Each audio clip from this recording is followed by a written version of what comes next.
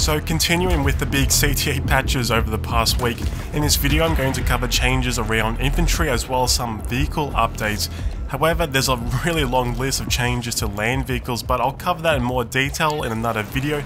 I'm going to try and put that together for you guys as soon as possible. Before I start, I want to say these updates I'll be talking about today, not everyone will like, and even for me, I think some of the tweaks to how quickly you can replenish grenades and explosives have left me rather confused. But anyway, let's begin with the C4 nerf. The changes aren't actually too bad. Basically, the damage to the inner and outer blast radius have been lowered. You'll need 3 C4 charges to destroy heavy vehicles, comparing to retail BF4. Most of the time you can get away with just 2. Using 2 charges still does huge damage to a tank. It leaves it with around 20 HP. Also, the replenish time of C4 has gone up from 3 seconds to 8. But as for its damage reduction, it's not a huge deal like I said for the support class, as you have an endless supply of C4, but for the recon class you may have to think twice if you want to use all your C4 on a heavy vehicle. Also, you need to keep in mind your target will need to be closer towards the blast radius, seeing as it has been lowered. I believe the inner blast radius has gone from 2 meters to 1, and the outer blast radius has gone from 5 to 4 meters. And reading from the patch notes, the main reason behind this change is with its throwing distance and seen as reactive armor can't block damage from C4, it was supposedly too easy to destroy vehicles. However, I'll leave that up to you if you agree or disagree with that statement.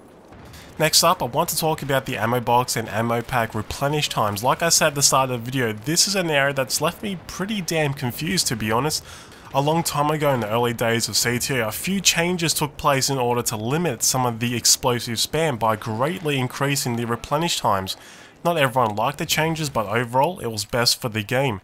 However, that's all changed, and it seems like we've gone back to how it was a long time ago. To give you guys some examples here, the frag grenades on retail take 25 seconds to replenish. On CTE it's down to 8 seconds. RGO impact grenades in retail also take 25 seconds, on CTE it's 7. Airburst rounds on retail take 6 seconds to replenish 1 round, however on CTE it's 7 seconds, and it also seems like you actually replenish all 5 rounds at once, like you can see here. If I compare it to retail BF4 side by side, just look at the ammo count. As you can see, in retail my ammo is replenished 1 at a time, but on CTE it's the entire magazine, which is probably a change so its reloading mechanics make sense, but this is also a direct buff to the XM25 Airburst gadget. One change I'm really glad to see is the engineer launchers now replenish after 8 seconds, as you can see here with the Stinger. On retail BF4 it can take only a few seconds, which I never thought was well balanced. I'll leave more examples on screen here on the top left with all the replenish time values. After playtesting major changes like this and also seeing what other testers say on the CTE subreddit, normally I can get a pretty good idea on what Dxtory are trying to achieve and if I think it's good for the game or not. However, in this case, it's left me somewhat confused as Dxtory are undoing some of the replenish tweaks from a long time ago, and we're probably going to see more explosive and grenades going off around the battlefield, which I thought was a big push to try and reduce. However, one of the positives from these changes is that the grenade and explosive replenish times are a lot more consistent across the board.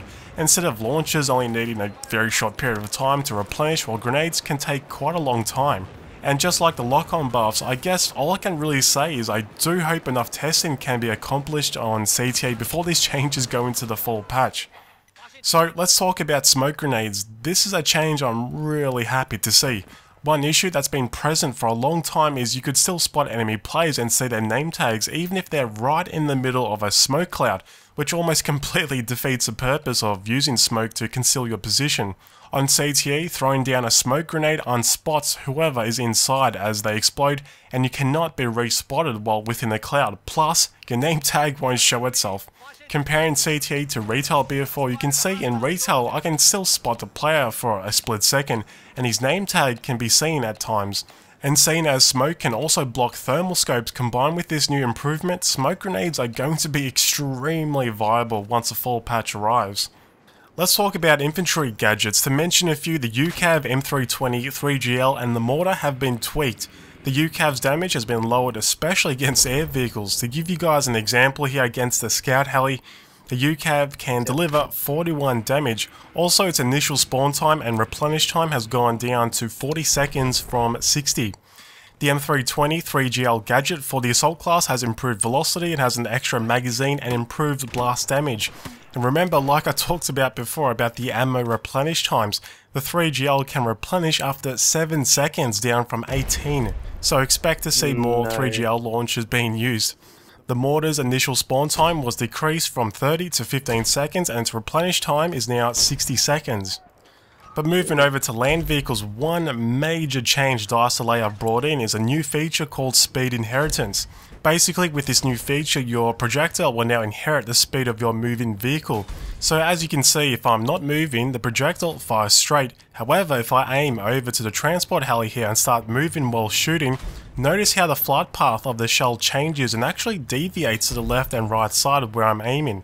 At first I was a little confused by this and I thought this is not a really good system to be implementing so late into the game, but after talking to some people, a Reddit user directed me to a website that talks about Newton's first law of motion, and I came across this really nice animation here that demonstrates an object being dropped and inheriting the speed of the vehicle, which is basically exactly what's happening here. In my opinion, this change has both positive and negatives. As for the positives, it will highly increase the skill cap when it comes to vehicle-on-vehicle battles. You'll need to compensate for speed inheritance and decide if it's better to stay still or shoot while moving. However, such a massive change to the game, like I said before, after 2 years, might be a little too much for some people to get used to. And going into real life for a second, from my understanding, modern tanks actually have a system that counters this effect. Also seen as velocities of the tank shells in BF4 are so low compared to real life, the speed inheritance vector seems to be affecting the physics in-game a little too much. I mean, you can see from the footage here, I'm really not that far away from my target and the shells are going way off target. I think the system is a good idea to raise the skill cap in the game like I said before, but at the moment it's just a little too strong and should be toned down to match the physics in BF4. Let's talk about air vehicles. This is really going to disappoint some players out there, especially snipers. It seems like you can no longer penetrate glass in order to kill the pilot. As you can see, no amount of shots from my sniper rifle can get through or at least break the glass. It's a little confusing, but from my understanding this change was to stop players getting double damage hits when shooting through the glass. But really, I think the negatives of this change completely outweigh the positives, and I hope they undo this or try to figure out a way of making it work. In my last video I talked about how the lock-on launchers are disabled from a player using them in the passenger seat of the scout and transport heli. Well, it seems like all kinds of launchers are disabled.